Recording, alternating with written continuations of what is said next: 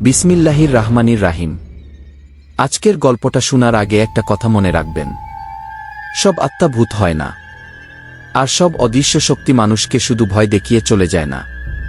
কিছু কিছু অদৃশ্য শক্তি মানুষকে বেছে নেয়, আর যাকে তারা বেছে নেয় তার জীবন আর কখনো আগের মতো থাকে না।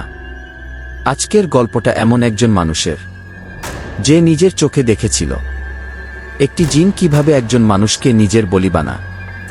গল্পটা শেষ পর্যন্ত শুনবেন, কারণ শেষের ঘটনাটা হয়তো আপনার রাতের ঘুম কেড়ে নিতে পারে। আপনারা দেখছেন হরর বাংলা। চলুন শুরু করা যাক আজকের ভয়ঙ্কর গল্প, জিনের বলি। সেদিন রাতটা অন্য সব রাতের মতোই শুরু হয়েছিল। সারাদিনের কাজ শেষ করে আমি যখন ঘরে ফিরলাম, তখন চারপাশ অদ্ভুত নীরব। বাতাস নেই, পাতা নড়ছে না, কুকুরগুলাও চুপ। মনে হচ্ছিল পুরো পৃথিবী যেন নিঃশ্বাস বন্ধ করে অপেক্ষা করছে কোনো অদ্ভুত ঘটনার।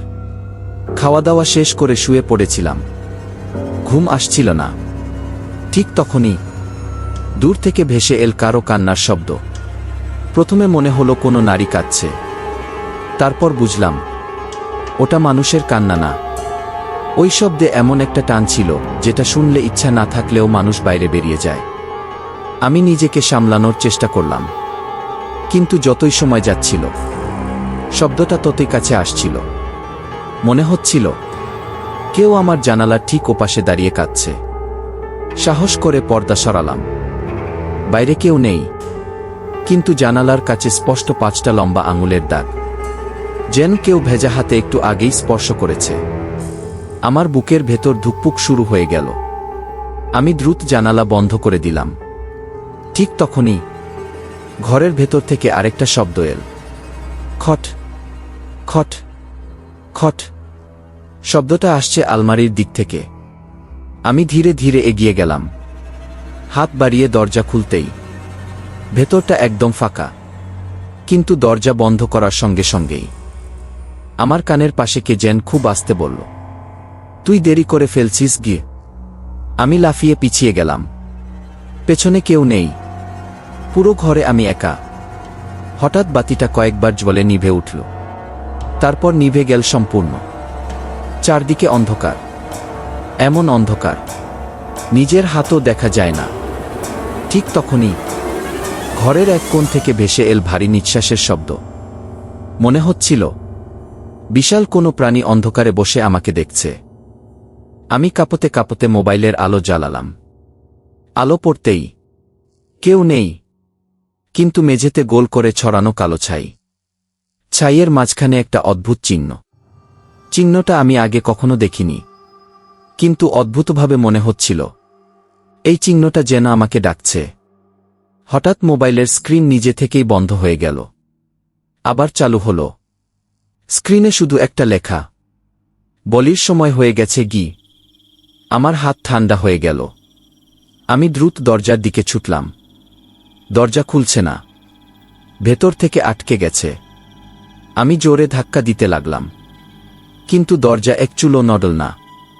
ঠিক তখনই আমার পেছনে কেউ হাঁটতে শুরু করল। ধূপ ধূপ ধূপ শব্দ শুনেই বুঝলাম ওটা মানুষের পায়ের শব্দ নয়। খুব ধীরে ঘুরে দাঁড়ালাম। মোবাইলের আলো কাঁপছে। আলো পড়তেই দেখলাম ঘরের মাঝখানে দাঁড়িয়ে আছে বিশাল লম্বা এক কালো ছায়া। তার চোখ দুটো আগুনের মতো জ্বলছে। মুখ দেখা যাচ্ছে না, কিন্তু হাসির শব্দ শোনা যাচ্ছে, গভীর, ভারী আর ভয়ঙ্কর। সে কোনো শব্দ না করেই আমার দিকে হাত বাড়াল। হাতটা মানুষের হাত না, অস্বাভাবিক লম্বা, কালো, আর আঙুলগুলো নখের মতো ধারালো। আমি চোখ বন্ধ করে কালিমা পড়তে শুরু করলাম। হঠাৎ পুরো ঘর কেঁপে উঠল। একটা প্রচণ্ড গর্জন শোনা গেল। তারপর সবকিছু শান্ত। চোখ খুলে দেখি আমি মেঝেতে পড়ে আছি। ঘরের সবকিছু আগের মতো, কিন্তু কালো ছাইয়ের বৃত্তটা এখনো আছে, আর তার মাঝখানে এক ফোঁটা টাটকা রক্ত। সেই রাতের পর থেকেই আমার জীবনে অদ্ভুত সব ঘটনা ঘটতে শুরু করল। প্রতিদিন রাত 3টার দিকে ঘুম ভেঙে যেত, জানালার বাইরে একই ছায়া দাঁড়িয়ে থাকত, কখনো দরজার সামনে, কখনো ছাদের কোণে, আর প্রতিবারই সে একই কথা বলত, তোর সময় শেষ কি। প্রথমে ভাবলাম দুঃস্বপ্ন, কিন্তু এক সকালে ঘুম থেকে উঠে দেখি আমার ডান হাতের কবজিতে আগের রাতে দেখা সেই অদ্ভুত চিহ্নটি ফুটে উঠেছে, কালো দাগ, যেন আগুনে পুড়িয়ে এঁকে দেওয়া হয়েছে। যত দিন যাচ্ছিল দাগটা তত গাঢ় হচ্ছিল, আর আমার শরীর দুর্বল হয়ে পড়ছিল। রাতে আয়নায় নিজের মুখের পেছনে অন্য একটা মুখ দেখতে শুরু করলাম। ঘুরে তাকালেই কেউ নেই, আবার আয়নায় তাকালেই সেই জ্বলন্ত চোখ। এক রাতে সাহস করে জিজ্ঞেস করলাম, তুই কে?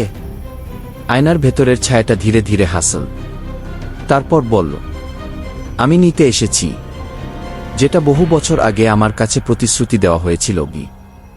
আমার বুকের ভেতরটা বরফের মতো ঠান্ডা হয়ে গেল। কার প্রতিশ্রুতি? কেন আমাকে? ঠিক তখনই ঘরের চারপাশে একসঙ্গে অসংখ্য ফিসফিস শব্দ ভেসে উঠল। বলি বলি বলি ই। আমি বুঝতে পারলাম এটা কেবল ভয়ের শুরু, আমার জন্য আরও ভয়ঙ্কর কিছু অপেক্ষা করছে। তাহলে বন্ধুরা, এ ছিল আজকের ভয়ঙ্কর গল্প, জিনের বলি। যদি গল্পটি আপনাদের ভালো লেগে থাকে তাহলে ভিডিওটি লাইক করুন, কমেন্টে জানান আপনি হলে সেই রাতের পর কি করতেন।